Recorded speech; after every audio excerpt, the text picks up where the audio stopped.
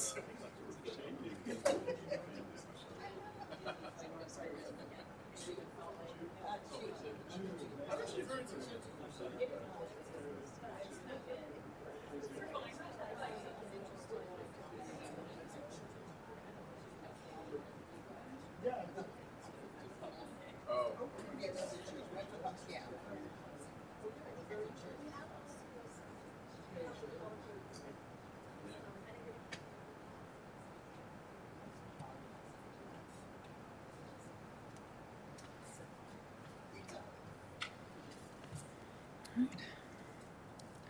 Good afternoon, everyone. Thank you very much for being here at Brookings, and thank you for joining us for a special event. This is a live recording today of The Current, which is the Brookings news and current events focused podcast.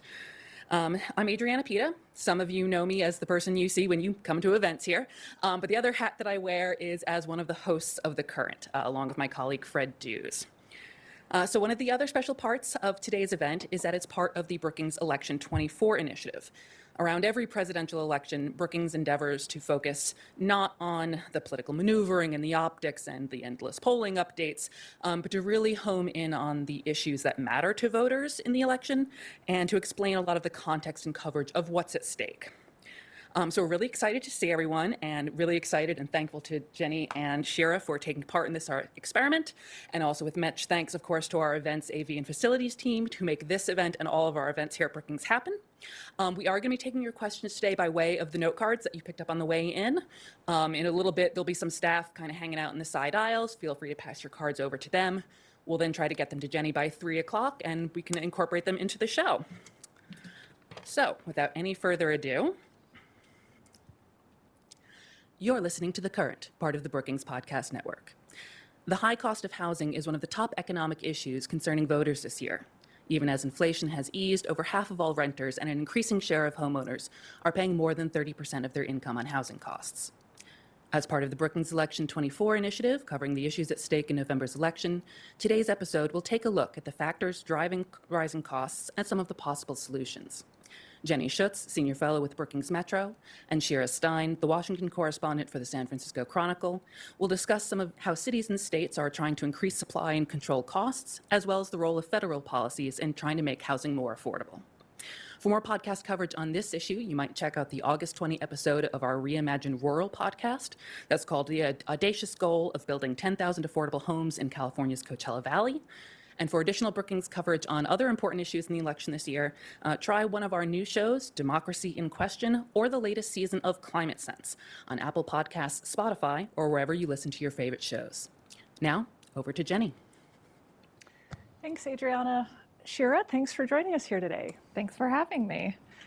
So we get to talk about housing in the context of the 2024 election, and I guess a good place to start is housing usually one of the top issues in the presidential election? It is not. It is a very unusual thing that housing has become such an issue this election cycle. I mean, even going back to President Biden's State of the Union earlier this year, you and I talked about, we were both shocked to see President Biden make housing such a big deal.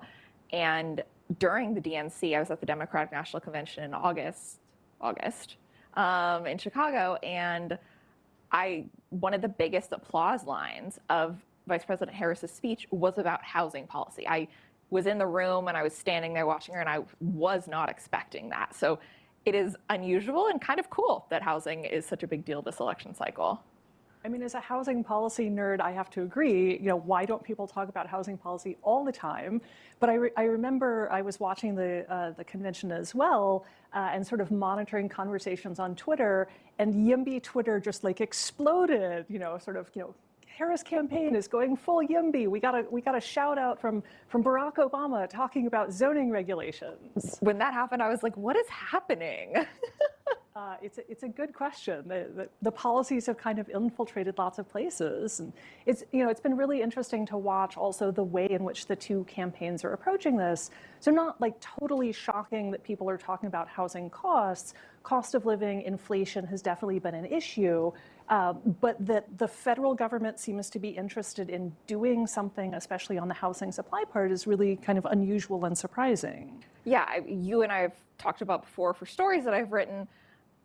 basically housing is traditionally been seen as a local and state issue. And so states like California and like New York and others are very active on the issue because there is a housing affordability crisis in this country. But to have the federal government getting involved beyond just some more liberal members of Congress, like I know Representative Barbara Lee of Oakland has done a lot of work on housing policy over the years, and it's very unusual for Congress to be talking about housing policy at all in sort of a semi-bipartisan fashion like we've seen the last year or two. Yeah, and that's been part of what's interesting in watching the presidential discussion around this. I mean, Congress has been paying more attention in the last year. A number of different committees have held hearings specifically on housing supply and affordability, but those really have stayed very much in a bipartisan space. So Congress is in fact-finding mode. What's the problem? What's the source of the problem? What are the kinds of things that Congress can do? What are the kinds of fiscal carrots and sticks they could use? And it's really been an area where there's been a lot of interest in cooperating. That's not the way that it's been playing out in the presidential campaign, which is maybe not surprising. The campaigns want to draw distinctions with one another.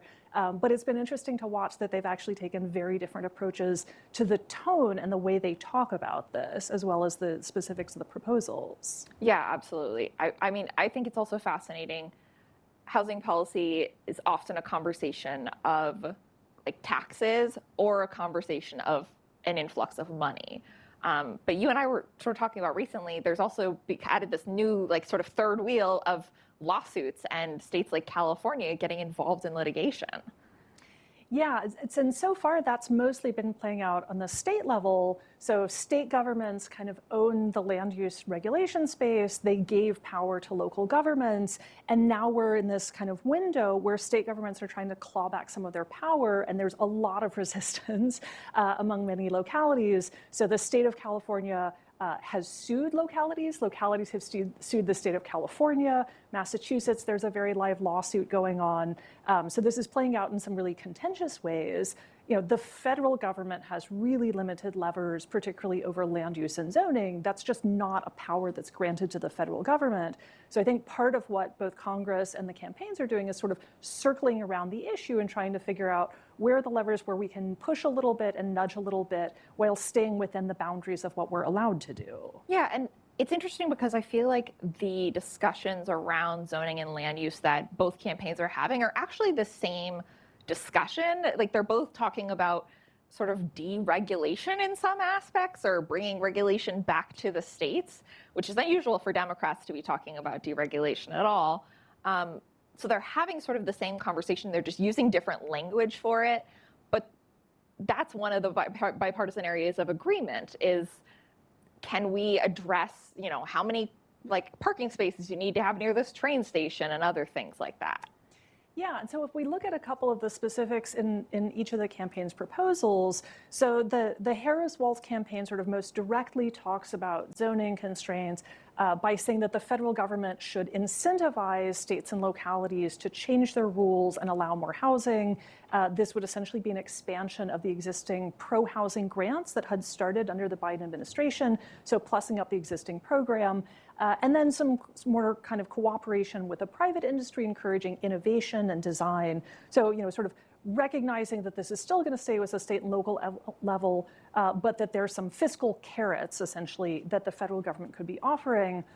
You know, the Trump campaign has a little bit of similar language. So they also talk about the need to cut red tape and regulation.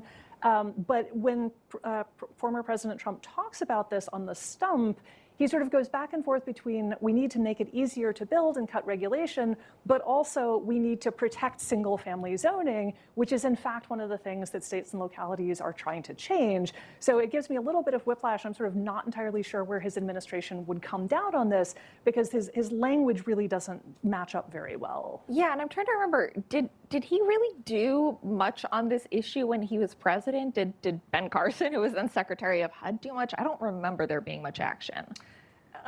They did a study, which is what the federal government always does when they're trying to decide what to do. So there was a period where both the president and Secretary Carson were talking about the need to cut regulation, and it actually plays really well for Republicans because a lot of the highly regulated states and cities are Democratic-led, and so they actually appointed a cross-agency commission and did almost a year-long study and produced a report that came out right at the end of the administration. And the interesting thing is that if you look at the report, it sort of lists out these are the practices that are problematic and the areas that maybe the federal government could lean into. It looks an awful lot like similar studies that came out under the Obama administration and under the George W. Bush administration, like going all the way back to George Romney as HUD secretary.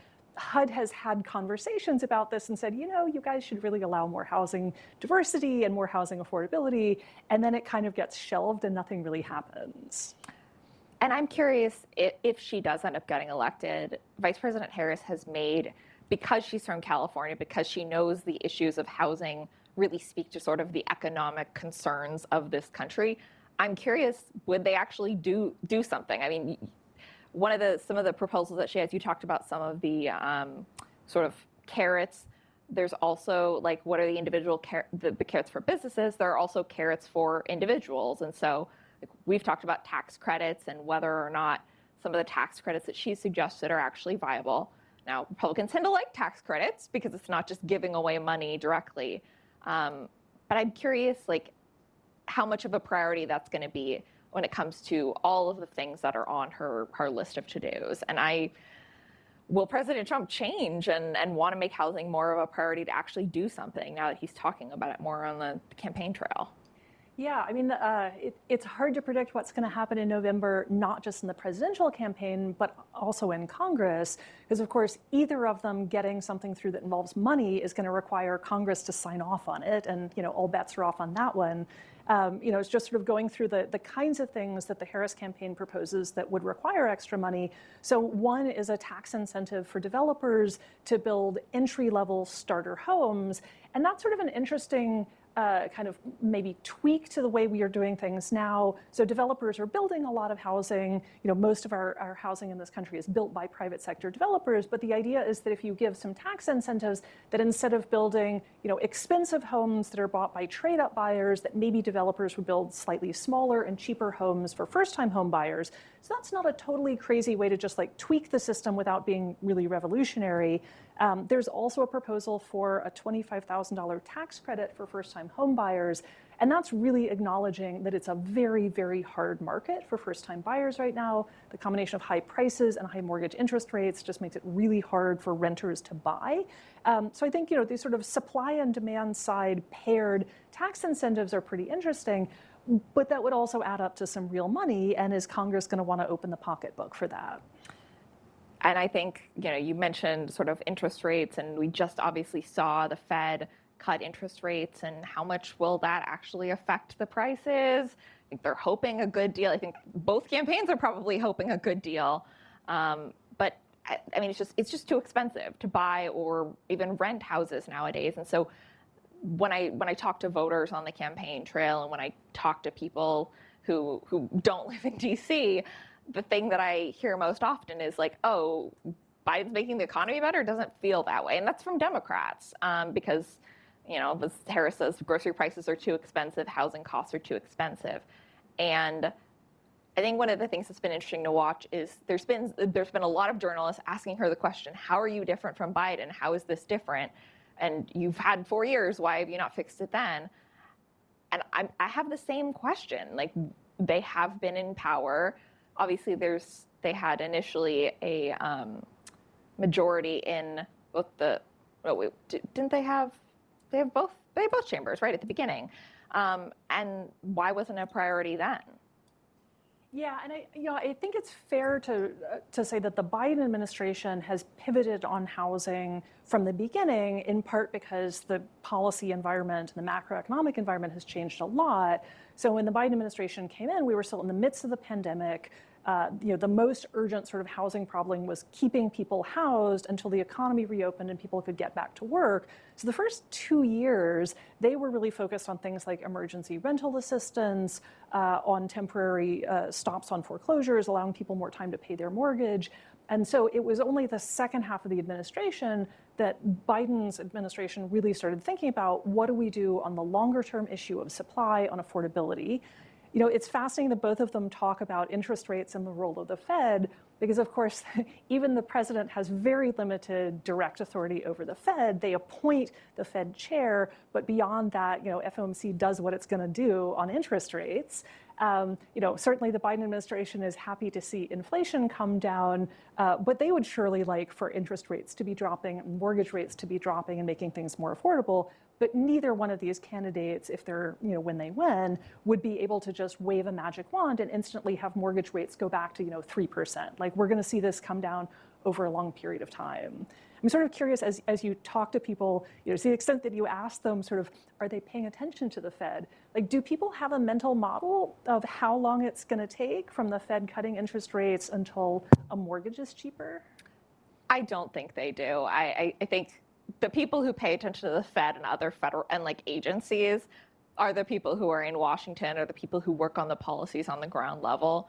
I mean, regular people will see the headlines, they'll see, oh, interest rates are getting cut, and they'll think, okay, can I refinance my home? What am I going to do for myself? But I don't think they totally understand the connection between, the Fed is going to do what it's going to do and how long it'll take for rates to come down and that sort of stuff. I think that's a little bit, people are smart, but I don't think they pay that close of attention because they have other stuff going on in their lives. And unless it's directly affecting them right now, why do they care? Yeah. It also kind of raises an interesting question. Obviously, housing Twitter is super excited when this issue gets coverage. But I don't have a great sense for how many voters are really hanging on housing affordability, or specifically the housing proposals. Like, how many people are there who are likely to vote for one candidate or the other because they say, I'm going to tackle zoning, or I'm going to bring down interest rates? Like, is that a pivotal issue for a lot of people? I don't think so. There's been a lot of folks, and I, as a policy nerd, would love to see more policy proposals from the vice president. It looks like she may be announcing some more on Wednesday. And especially, I would love to see more detail, because we are not getting a lot of detail so far. But the truth is the fact, there's been, I don't always agree with polling, but there's been polling that the general public does not really care about the details of policy and not really pay attention to it. And so it's the vibes, not the policy. And so I think people get the vibe of oh, you care about housing policy, you care that it's unaffordable. I don't know that that's gonna, if they go into details of the proposals, I don't know if that'll make a huge difference for them. Yeah, and I took a look at both of the campaign's websites before our conversation, just to look at some of the language they're using. And it feels like some of the proposals are definitely out there to send good vibes to specific constituencies. I mean, I will say that sort of offering first-time homebuyer tax credits feels like it's playing very much to, people who are in maybe their late 20s or early 30s, renter households who are looking to buy, who feel like this is just a really hard time for them to get a leg up. To me, that sounds like reasonable kinds of policy, but also smart politics to be targeting that segment of probably some undecided voters. One of the things that caught my eye from the Trump campaign, or I think it may be the Republican platform in general, is that they say on there that in order to make housing more affordable, they're going to, quote, end luxury housing. And that was the end of the sentence. And I was like, what is luxury housing? How are we going to end it? But that sort of speaks to this kind of general anti-corporate vibe of the reason housing is expensive is because of the big evil corporations. And so we're going to say bad things about them without really specifying what we're going to do. Yeah, I mean, the issue of corporate price gouging, and I think the vice president tries to talk about it in regular people terms and not in lawyer terms, but I think she still struggles. She struggled a little bit. I forget, was it Thursday or Friday? I was watching her speak, and I was like, there's some teeny bit of word salad going on there, because I think she was just sort of losing her trail of thought. But I don't know that people are okay, corporate price gouging, I don't know that I totally understand what it is. I don't know that it's actually going to directly affect me. I mean, also, how much it takes years for those kinds of lawsuits and those kinds of investigations, especially if you're looking at antitrust litigation, like that takes years and years and years and appeals, and it's really difficult to prove like any type of antitrust case. DOJ and the FTC really struggle to prove a lot of those cases, and so this would be kind of a new area for them to be going into, corporate price gouging in housing. So then you have to figure out, okay, how do you prove this type of, like, it would just be so tough and take so long that I don't know that we would see any real like effect for potentially half a decade or a decade. Yeah, and the issue of sort of large corporate involvement or anti-competitive practices in real estate is actually pretty live at the moment. So the National Association of Realtors had a series of really big lawsuits against it that basically said that brokers are colluding to make the seller pay for both the seller and the buyer's fee. That lawsuit has been percolating for years now. And even after sort of the decision came down, it's kind of unclear how that's going to wind up affecting individual transactions. Do home buyers and sellers know about the lawsuit? Do they know that this gives them potentially more kind of bargaining leverage with their brokers? Is this really going to bring down fees? So I think that's a concrete example of, there's been some court action, but it's really unclear that it's certainly not going to change overall price levels and affordability overnight. The sort of newer version of this is the DOJ investigating RealPage, a software company that provides information to lots of the larger landlords. There may be some collusion and price setting that they sort of say, well, all of the landlords should be raising their rent by 5% or 7%. But that's still an early stage investigation. One thing that is kind of interesting on the politics of this, 3 years ago, Congress held a hearing on kind of the role of corporate buyers buying up single-family homes, turning them into rentals. And that was really coming from the Democratic side. So it was very much this sort of, triumph of the individual home buyer and the small communities against large corporate entities. And the Republicans in Congress just wanted to talk about inflation and did not want to talk about actual kind of corporate involvement. But now you have J.D. Vance, who has picked this up and is pushing back and saying, this is sort of corporate. So we're seeing kind of a little bit of a meeting of the left and right around this issue that, big corporations bad, people good. I mean, and I never got a chance to write this story, but I sort of wanted to talk about how YIMBYism is not political. And so for folks who may not know, it's yes in my backyard. It's pro-housing, building, less zoning and allowing you to build more and create more housing on properties. And YIMBYism is it's not a left idea, it's not a right idea. I feel like we hear, and that's sort of the zoning thing that we were talking about earlier, that both campaigns are sort of talking about cutting back some of the zoning laws and helping build more. It's a YIMBY idea. The YIMBYs are certainly taking credit for it, for sure.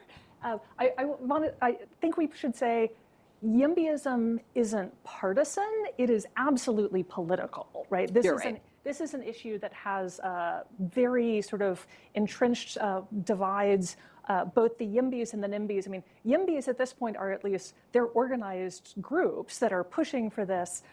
NIMBYs often tend to be sort of just like long-term homeowners who don't necessarily contribute to a group and have meetings and a secret handshake, but they're aligned around the same economic issues. Well, I once had a conversation with a member of Congress that was sort of, there are NIMBYs in Congress, but they're not going to ever form a NIMBY caucus because that would look bad. Like they're going to quietly behind the scenes sort of prevent bills from getting brought up and not have hearings about those sorts of ideas. And I think at this point that isn't really possible anymore. But I think that's part of the reason why for a long time we did not see housing policy sort of bubble up in Congress, is because you had members who were not in my backyard, members who did not want that to happen. And it's just really fascinating because on the state and local level, you see it really being like, okay, that person is a YIMBY, that person is a NIMBY. And on the federal level, there are a couple of very active federal YIMBYs who are mostly former local politicians, like Robert Garcia of Long Beach. But the NIMBYs on the federal level are not coming out and coordinated. They may be, talking behind the scenes, but they're not going to come up because they know it'll look bad to their constituents. Yeah, and we can unpack a little bit more sort of why there's at least some bipartisan agreement around kind of housing abundance and building more.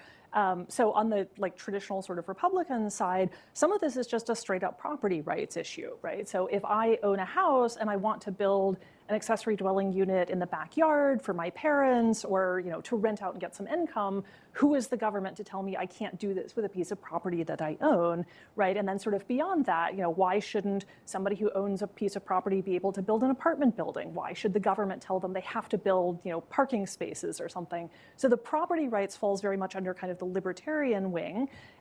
A lot of the pro-business advocates on the Republican side also see this as an economic competitiveness issue. This has absolutely come up in states like California, but also in states like Florida, right? That if employers can't hire and retain workers because housing is so expensive, then there's a prevailing interest for the state government in particular to push back against localities, right? So those are some of the Republican side. On the Democratic side, some of this has been tied to fair housing. Really wealthy, mostly white communities use things like single-family exclusive zoning and large minimum lot sizes to keep out low-income households who tend to be lower-income renters, non-white households. And so this is an access to opportunity and fair housing issue. It's also the environmental movement has been a little bit back and forth. Some environmental groups are in favor of denser infill development near transit. But like in California, the Sierra Club has basically said, actually, we just don't want to build more houses because it'll encourage people to move here. And we kind of think there shouldn't be this many people in California. So there have been some really interesting political divides. And I think we've seen this in Congress, too. People who come into politics from being in the real estate industry really understand how difficult it is to build in a lot of places, and that regulations are not tied to health and safety. And so a lot of the Republicans who get interested in this also come from kind of the industry side of things. But it makes for some interesting kind of bedfellows. Yeah, I just think I used to cover healthcare, and health policy is almost always extremely partisan, extremely divided. And housing policies in many ways is not divided on those specific lines. And that's what makes it so fascinating to cover. And I'm sure for you, to research and to talk about it, it's not the typical divide that we see in this country. And that's, I think, why we're probably seeing the presidential candidates sort of talking about similar things, just with different language. Yeah, and it's interesting, too, that we have two presidential candidates from two different states that on the one hand have very different kind of housing markets and housing policies, but also both California and Florida have done state-level policy changes in recent years. As a true policy nerd, I would love for both of the candidates to be sort of drawing on that in their conversations. So California has done a lot of pretty heavy-handed sort of requirements that localities plan for more housing at lots of income levels, has preempted local government regulations on specific things like ADUs and duplexes, and has a really kind of muscular state role, but so far to kind of limited impact. So they have they passed 150 laws. They're not actually building a ton more housing yet, partly because it's mired in the courts. Florida, a couple years ago, passed something called the Live Local Act, which had bipartisan support in the legislature and was signed by Governor Ron DeSantis. And the Florida Live Local Act essentially lets developers override local zoning to build kind of workforce, moderately priced housing in commercial corridors, build much taller buildings that sort of match the tallest building within about a mile radius.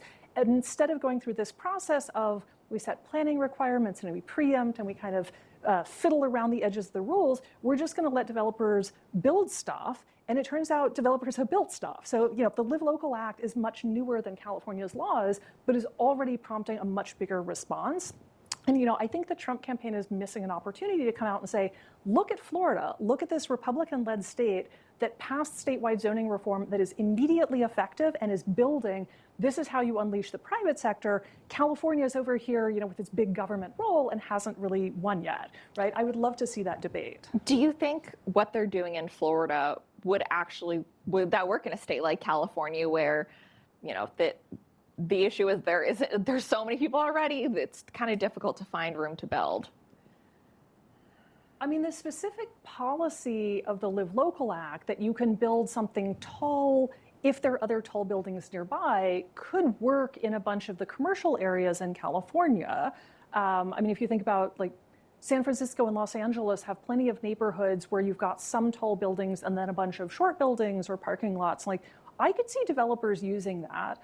Politically, could you get something like the Live Local Act through California? Absolutely not, right? I mean, Tallahassee sort of squeezed this through without people really paying attention to it, and then localities woke up after the fact and were a little shocked. You can't sneak anything through in Sacramento. No, not in California. You can never sneak anything through.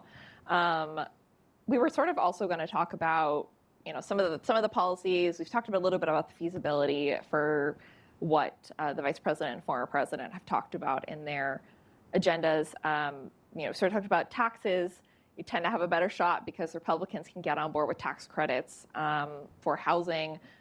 Some of we didn't talk about down payment assistance, which has been a long priority of Democrats. Is unlikely to ever happen. They tried to pass, what was it, $20,000 in the Build Back Better plan, and that did not make it through, and it became the IRA. And so it is an idea that a lot of people love, the idea of getting $20,000 or $25,000 in assistance for their down payments, and I don't think we'll ever see that. Yeah, we got an audience question about this, sort of asking whether that's something that would be useful and how that would work in different kinds of housing markets. And I think this is also a fascinating one to think about how this would play out in different parts of the country. So, in expensive states like California, I mean, $25,000 is not going to cover your entire down payment. On the other hand, it's a non-trivial amount of money. But there's some other parts of the country where, the median housing price might be $200,000 or $250,000, $300,000, and that would really be essentially the amount of the down payment. So it's really hard to craft sort of a national housing policy, especially with dollar values, that's going to make sense in a lot of different kinds of markets. But I think, coming back to your point, the big question with down payment assistance, whether it's tax credits or through some other mechanism or anything that costs money, really comes back to, is Congress going to want to build this into a budget? Is the White House going to fight for this over all of their other budget priorities? And my gut instinct is probably no on that one. Yeah, I think that's also my gut instinct. I mean, there are cities and localities that have existing programs and they help, but then DC has one, they run out of money early every year where they have this down payment assistance program, and they ran out back in like July or something. So if you don't have the ability to keep adding more money and keep funding it when people need it and people want to use it, then sort of, are you only helping the people who are able to get their houses bought or in the first half of the year? Yeah. One of our other questions here points out that in the 2020 primaries, Kamala Harris had a housing platform at that point, and she was talking about a renter's tax credit, sort of like the mortgage interest deduction that we have for homeowners, so it's administered through the federal income tax, but that renter households could get money back from the IRS when they file their taxes, and that has not reappeared on her platform this year. So the question the audience poses, why do you think this hasn't recurred? I'm gonna try to channel the campaign. Or you can let me. I'm Yes. happy to address that one. There's been a lot of things I'm sure you all have seen in the news and read that she has not expressed again from 2019, or has said that she no longer would move forward with that kind of policy. As we were talking about earlier, policy is not the focus for most voters. Getting really deep in the weeds is not the focus. And I think that's something that the campaign is deciding to lean into, that they are going to talk about policy, but they're going to talk about it in broader terms.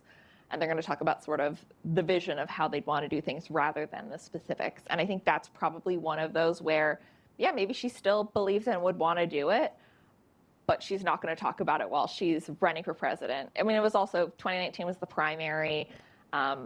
Democratic primaries are really interesting. That was an especially interesting one. And I think in some ways she may have expressed positions that were a little further left than she actually believed. And I wrote a story last week talking about how the vice president's changed as a candidate and sort of the environment that's created it. And the sense that I've got from talking to people who've known her for a long time and people who work for her now is that she has the ability to sort of be herself and just go with her own gut instinct. And I think that's some of what we're seeing on some of these policies. Before, maybe she was going with what somebody said to me, her 2019 campaign was a poll-tested disaster because they poll-tested everything and went with whatever the poll said. And now my sense is that they're trusting her and her staff's instincts more, not just listening to whatever the latest poll says. Yeah, I mean, I think the point that running in a primary and a general, you're speaking to different constituencies also can explain this. So if you're running in the Democratic primary, you're talking to the Democratic base, and something like a renter's tax credit is going to pull really well for people who are renters in high-cost blue states who vote. But something like appealing to first-time home buyers is a better kind of national audience, and so that seems to me like a smart political pivot. You can also make the argument that just the housing market has changed quite a bit, and sort of what made sense in policy terms in 2019 before the pandemic isn't the same kind of policy that you would want to put forward today. Yeah, that's a good point.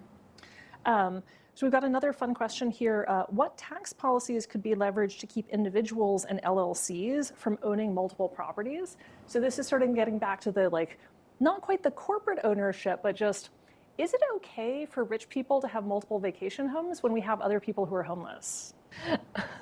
I'll just throw that one out there. Yeah, that's And taking a little bit of a crack at this, I will say that just it's really hard to keep rich people from buying extra homes if they want to. So even if you did something really drastic like a land value tax or a wealth tax, on the margin that would probably discourage some wealthy people from buying maybe a third or a fourth home. But realistically, people with a lot of cash are looking for places to park it, and real estate is a good investment, and the money's got to go somewhere. So it's hard for me to imagine a policy that is that could be effective at doing this, let alone one that would be politically feasible enough to get through Congress. And by the way, lots of members of Congress have more than one home because they live in multiple places. Most members of Congress have more than one home unless they're sharing a house with roommates. Yeah. The thing that I always say is that it's like 2 seasons, I think, that Amazon show Alpha House. It's one of the most accurate DC shows because it has members of Congress sharing an apartment and making mistakes, and every member of Congress I know who's not super wealthy shares a place with another member. So, yeah. We haven't actually talked a ton about policy proposals to help really low-income households. And if we look at what HUD actually spends its money on, it's basically subsidies for very low-income renters. HUD has some homeownership programs, obviously through the Federal Housing Administration, but that's not really where most of their budget goes. Neither of the campaigns are talking a ton about what we should do on things like housing vouchers or public housing. Is that surprising?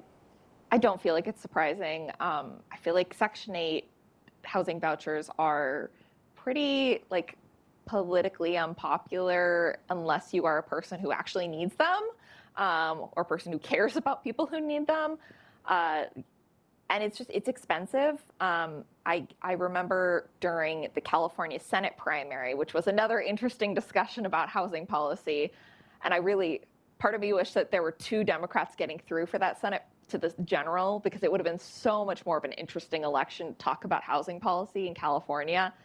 But one of the things is that Representative Barbara Lee of Oakland has long advocated for fully funding Section 8 housing vouchers. So Section 8 housing voucher program is not funded to the point where they can give vouchers to everyone who needs them or who is eligible for one.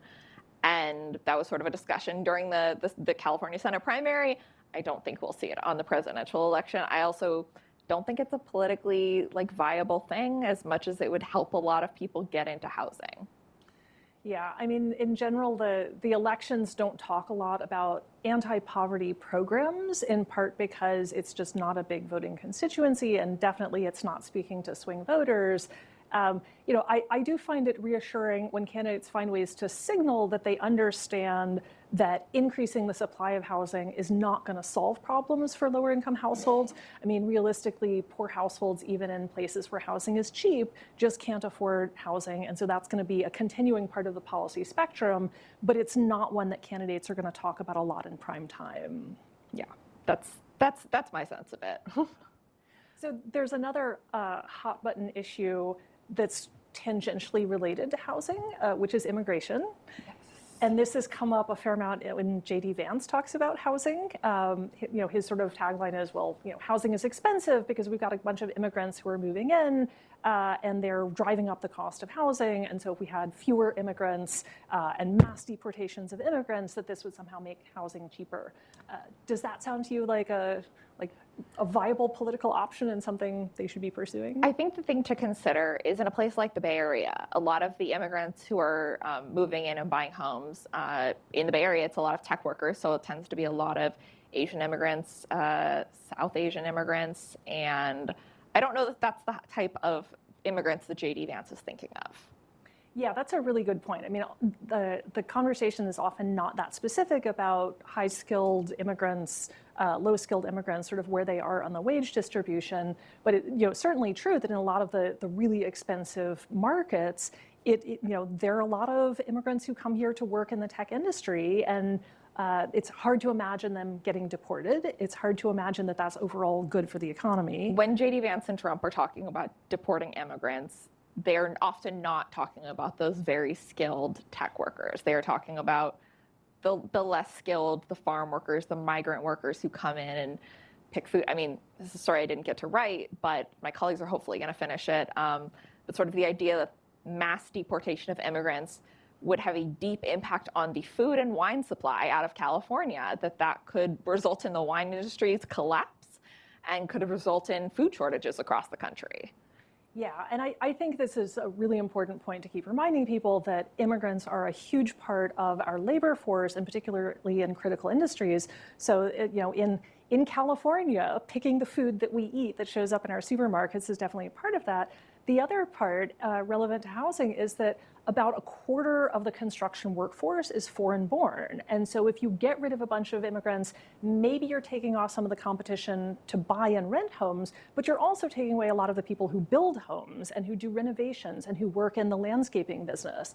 And for sure, our home building industry would have a really hard time replacing those workers, certainly in the short term. Yeah, and I should say, when I was talking about especially the wine industry, a lot of these migrant farm workers are very skilled. It is a highly skilled profession. And so not all migrant workers and not all farm workers are in an unskilled profession. Sometimes they are working on a very specific crop that you couldn't just bring in anybody to pick. And also, not necessarily everybody would want to go and pick grapes for a living every day. Yeah.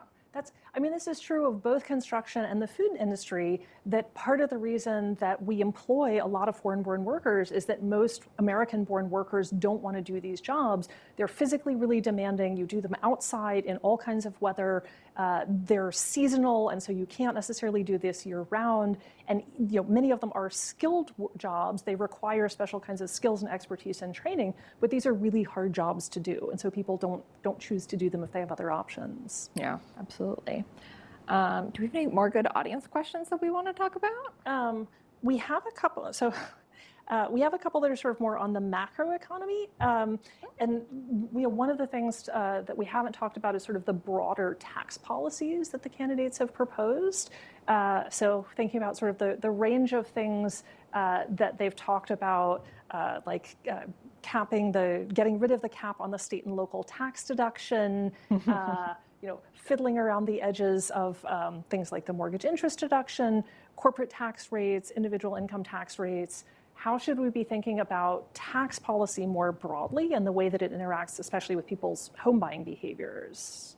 Yeah, if people are paying higher taxes, they don't have money to necessarily be buying a home and all the other things that come along with that. So it's sort of which levers are you putting up, which levers are you pulling down, where do those interplay? And in states like California, what are the politics around the state and local tax deduction? I remember the SALT tax fight of 2017.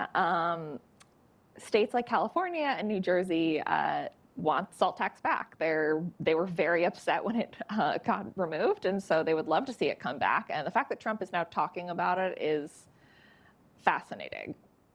Yeah, the state and local tax deduction, essentially, if you live in a high tax state, whether that's a high income tax or someplace where you have high property values and pay a lot of property taxes to your local government, you used to be able to deduct more of that from your federal income taxes, so it lowers your tax bill. And of course, the 2017 Tax Cuts and Jobs Act capped that. And New York, New Jersey, Connecticut, California, those are states that have really high state and local tax burdens. And so that was very unpopular. They'd like to be able to deduct more of that. Obviously, it means the federal government has then less money if you do that. I mean, the politics around what's going to happen with the expiration of some of the provisions from the 2017 law, that's going to be really fascinating because Congress is going to have to make some decisions one way or the other. Yeah, and Congress has really struggled. I mean, even with the child tax credit, there was that huge increase during the pandemic. And I think people largely wanted to keep it pretty high, but it just, Republicans and some people, some other members of Congress just did not want that to happen. And so it went back to the original amount. And now they're talking about the child tax credit again on the campaign trail. And I think the conversation when it comes to taxes, it's like, okay, we talk in Washington about the details, but when we're looking out at the macro level, we're looking at people who do not pay attention to politics on a day-to-day basis. Like what they care about is how does this actually impact me? Is this going to happen or is it not? And so, I mean, I hear from friends who are not in DC, oh, Biden keeps talking about student loan forgiveness. I haven't gotten my student loans forgiven. What is he talking about? And they don't necessarily pay attention to the nuances that oh, it's in the courts and the courts are and that's, I mean, so often these sorts of things end up being a regulatory action by a federal agency that then gets challenged in court. And it never happens for years or it doesn't happen at all. And so I think Congress is getting more and more polarized. And so we're seeing less and less from them on some of these big ideas. And the more we see from executive action, the more litigation we're going to see. And it's just sort of an endless cycle of nothing ever actually changing in some ways. Yeah, and I mean, I think housing policy is one of the areas where we haven't seen a ton of executive action. I mean, the HUD budget, a lot of that is just done by formula allocation and sort of the programs get a little bit bigger, a little bit smaller. The kind of innovative things tend to be small pilot programs. Yet the upside is that we don't see big swings in housing policy across administrations, right? Even things like the Trump administration wanted to get rid of the community development block grant program, but that's really popular with local elected officials. It's really popular with members of Congress, and so that was just never really on the table. I think the one area that has been swinging back a lot is the federal fair housing law. So the Obama administration passed this new sort of beefed up version of enforcing the Federal Fair Housing Act called Affirmatively Furthering Fair Housing, AFFH, such a mouthful. But the Obama administration spent a lot of time and energy figuring out ways to push back against kind of exclusionary neighborhoods within cities and telling them they needed to provide more diverse housing options to combat racial segregation. The Trump administration came in and immediately put that on hold and tried to roll back all of the provisions. And then the Biden administration came back in and revived it. And it's like, this is the one thing that has just been a pendulum that's absolutely swinging from one end to the other. And so I don't know what to expect, but that potentially could change a lot. I mean, it's funny to me that there's only one of those areas. As somebody who used to cover healthcare policy, there were like a dozen of those sorts of issues where every administration go back and forth and back and forth. And I wonder if that stays the one in housing, that, housing is such a uniquely nonpartisan issue in some ways that maybe they could actually try and get something done. I mean, drug pricing was partisan until it wasn't anymore. That was sort of the one area, but then aspects of it are still partisan. So I don't know. We'll see. I'm curious, as we're thinking about the election going forward, what are the types of ideas, the types of policies that you would want to see from the candidates, but also if whoever's elected, see from them to try and actually make a real difference in housing policy? So I think the federal government should be thinking about ways to press on the supply lever, but I think Congress and the White House should move slowly and carefully because this is a new space for them. I think it would be bad both in policy terms and in political terms to act really quickly and throw out something that's very bold and then get it wrong. And the potential for the federal government to mess things up and make things worse does make me a little bit nervous. So, studying ways to make housing construction more productive, right? I mean, the construction industry has actually seen declining productivity for 50 years. It's going in the wrong direction compared to other American industries. Why is that? Why are we worse at building homes than we were 50 years ago? And is that something that we could fix with better techniques, with better tools? We can learn from other countries on this. Like, that seems like a safe kind of technocratic area where research and development and cooperation with the industry and with architects and engineers seems like it could be really useful. Getting more information would be helpful. I think continuing to explore how the federal government can nudge states and localities to better regulations. And one way would be thinking about, can we get better guidance on how to align building codes with actual health and safety requirements, and some sort of a cost-benefit test? There are a lot of building code regulations that have nothing to do with health and safety, is it worth requiring a $20,000 sprinkler system in every brand new house? Does that actually save lives? Isn't something that we have really asked of building codes before. So again, narrow and technocratic, but could be really useful. Beyond that, I think there's sort of limited kind of direct levers, and some of this is just going to have to kind of play its way out in the state courts. Lower interest rates will help on the home building side too. Builders are spending a lot of money to borrow in order to do development up front. It'll make it cheaper for them to build as well as cheaper for households, but that's something that's just going to have to work its way out over time. Yeah, absolutely. I will say one other policy area that swings a lot across administrations is anything related to climate policy. And of course, that shows up in the real estate industry, requirements for energy efficient appliances and new expectations for development to be energy efficient, or where you can build, right? We build a lot of houses in places that get destroyed by natural disasters. The federal government actually has levers it could push on that because the disaster recovery programs are funded by federal agencies.